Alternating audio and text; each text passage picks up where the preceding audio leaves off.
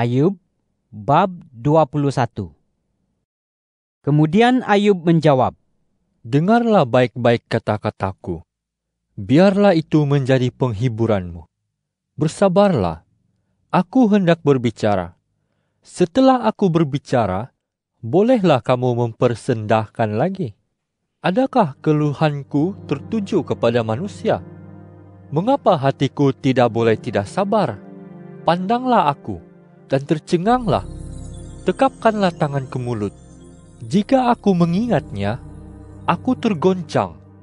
Kengerian mencengkam tubuhku. Mengapakah orang fasik terus hidup, menjadi tua, bahkan bertambah-tambah kekuatannya? Keturunan mereka mapan di hadapan mereka, dan bersama dengan mereka, anak cucu mereka di hadapan mata mereka. Rumah-rumah mereka aman, tidak ada yang berasa takut. Tongkat penghukuman Allah tidak menimpa mereka. Lembu jantan mereka menjadi pembiak dan tidak gagal. Lembu betina mereka beranak dan tidak keguguran. Mereka melepaskan kanak-kanak mereka keluar seperti kawanan domba. Anak mereka melompat-lompat. Mereka menyanyi diiringi bunyi rebana dan kecapi. Bergembira diiringi bunyi seruling. Mereka menghabiskan hari-hari mereka dalam kemakmuran, dan dengan tenang turun ke alam kubur. Padahal mereka berkata kepada Allah, "Nyahlah daripada kami, kami tidak ingin mengenal jalan-jalan-Mu. Apakah yang Maha Kuasa itu sehingga kami harus beribadat kepadanya? Apa faedahnya bagi kami kalau kami berdoa kepadanya?" Namun demikian, kemakmuran mereka tidak terletak dalam kuasa mereka sendiri. Maka nasihat orang fasik itu memang jauh daripadaku. Berapa seringkah pelita orang fasik dipadamkan, kemalangan menimpa mereka, dan kesakitan dibahagikan Allah kepada mereka dalam murkanya? Berapa seringkah mereka seperti jerami yang diterbangkan angin, seperti sekam yang dilayangkan angin puyuh. Kamu berkata, kerana kesalahan seseorang, Allah menyimpan hukuman bagi anak-anaknya. Tetapi biarlah itu dibalas atas kalangan itu sendiri, supaya mereka tahu. Biarlah matanya sendiri melihat kebinasaannya. Biarlah dia sendiri minum daripada murka yang maha kuasa. Kerana peduli apa dia dengan keluarganya setelah dia mati, setelah berakhirnya sekian bulan-bulannya? Dapatkah orang mengajarkan pengetahuan kepada Allah? Memandangkan dia juga mengadili orang yang berkedudukan tinggi. Seorang mati dengan sepenuh kekuatannya, dan dalam segala keadaan terjamin dan selesa.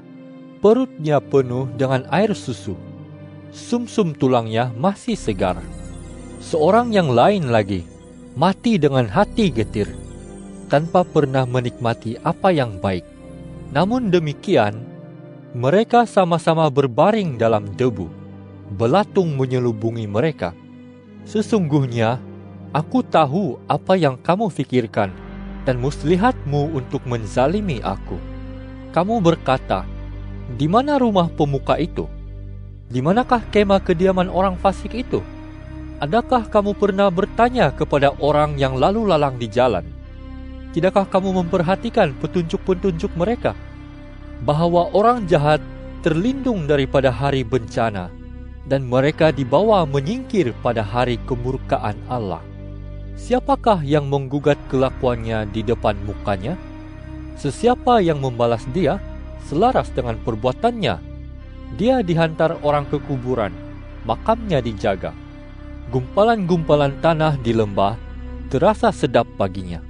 Semua orang mengikuti di belakangnya, sebagaimana orang yang tidak terhitung banyaknya sudah mendahuluinya. Jadi, bagaimanakah kamu dapat menghiburkan aku dengan kesia-siaan? Semua jawabanmu hanya menyisakan kemungkaran belaka. Ayub bab 22. Maka Elifas, orang Teman, menjawab, Bergunakah manusia bagi Allah? Sesungguhnya, Orang yang berhikmah berguna bagi dirinya sendiri. Adakah yang Maha Kuasa senang hati kalau engkau benar? Apa untungnya bagi Dia kalau jalanmu tidak bercelah? Adakah kerana ketakwaanmu kepadanya, maka Dia menegur engkau dan datang berpekara denganmu? Bukankah kejahatanmu besar dan kesalahanmu tiada habisnya? Kau ambil gadaian daripada saudaramu dengan sewenang-wenang. Kau lucuti pakaian orang sehingga dia telanjang. Orang yang lelah tidak kau beri air minum. Kau tahan makanan daripada orang yang lapar. Orang yang berkuasalah yang memiliki tanah, dan orang yang terhormatlah yang mendudukinya. Kau suruh para balu pergi dengan tangan hampa. Lengan anak yatim dipatahkan. Itulah sebabnya ada perangkap di sekelilingmu, dan engkau dikejutkan oleh kedahsyatan yang tiba-tiba, atau oleh kegelapan sehingga engkau tidak dapat melihat, dan air bah meliputi kamu.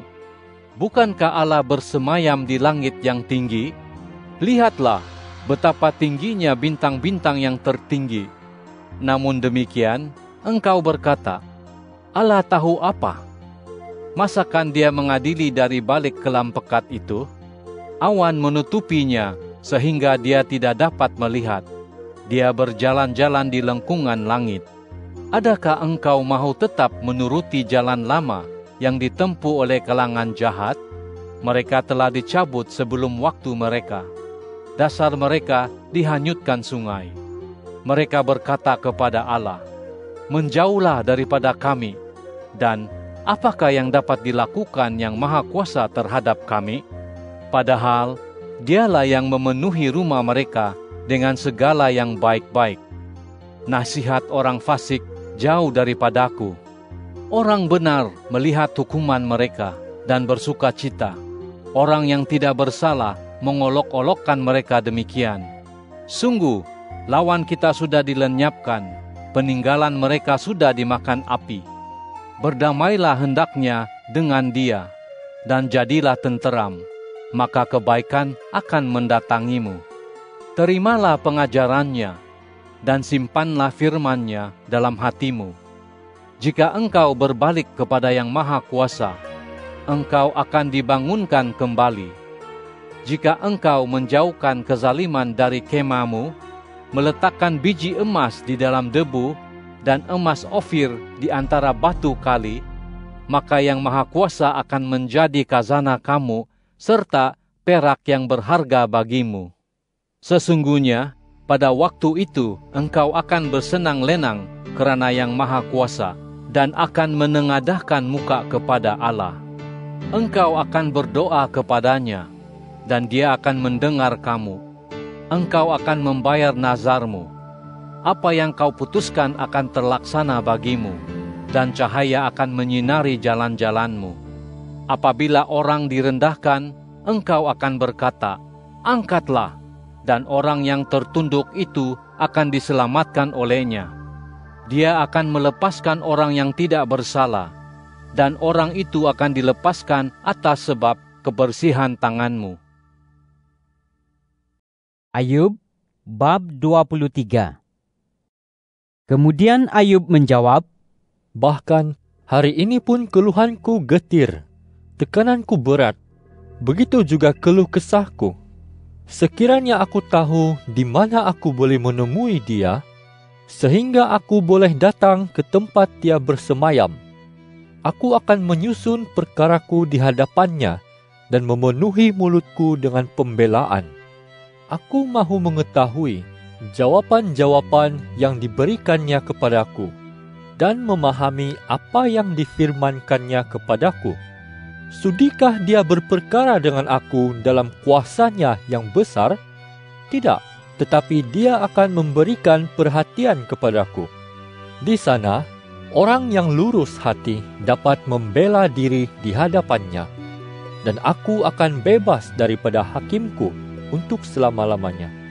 Ketika aku berjalan ke depan, Dia tidak ada di situ. Ketika aku berjalan ke belakang, tidak aku dapati Dia. Ketika Dia berkarya di sebelah kiri, aku tidak dapat memandang Dia. Ketika dia berpaling ke sebelah kanan, aku tidak dapat melihat dia.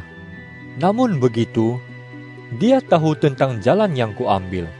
Setelah dia menguji aku akan keluar seperti emas. Kakiku tetap mengikuti langkahnya. Aku tetap menuruti jalannya dan tidak menyimpang. Aku tidak menjauh daripada perintahnya. Aku menyimpan khazanah firman-Nya lebih daripada makananku sehari-harian. Akan tetapi, dia tidak berubah. Siapa dapat melawannya? Apa yang dikehendakinya, itulah yang dilakukannya. Dia menyelesaikan apa yang ditentukan bagiku. Dan banyak hal semacam itu padanya. Itulah sebabnya aku tergoncang di hadapannya. Kalau kufikirkan hal itu, aku ketakutan terhadap dia. Allah telah membuat hatiku lemah. Yang Maha Kuasa telah membuat aku gemetar. Kerana aku tidak dilenyapkan sebelum datangnya kegelapan, dan kekelaman tidak ditutupinya daripada mukaku.